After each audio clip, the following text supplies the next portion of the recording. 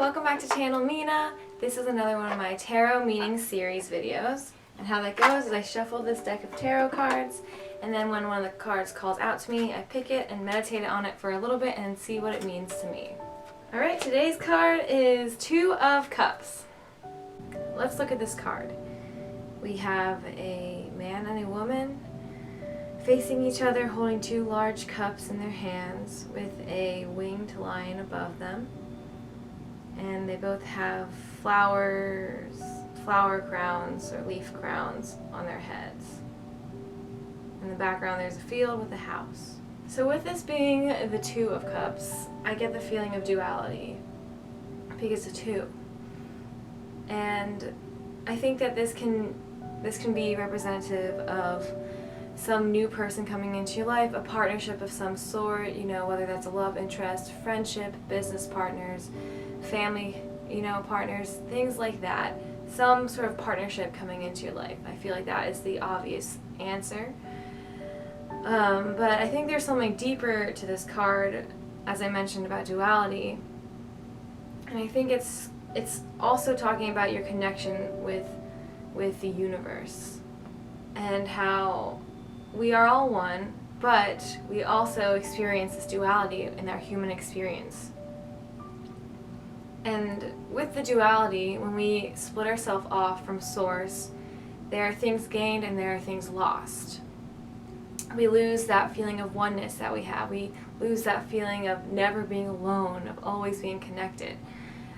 But we gain other things. We gain perspective, splitting off from source and creating our own selves, our own ego. We gain this experience of feeling separate, of being able to see things from a distance, of being able to learn more about what connection is, about what oneness is, by knowing what it's like on the other side. And so I think we can pull this kind of wisdom into our partnerships in our life.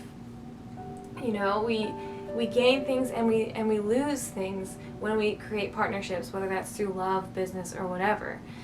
And I think if you're pulling this card and you're asking about something to do with, your relationships in your life or the directions you're taking in your life, it's that you have to maybe pay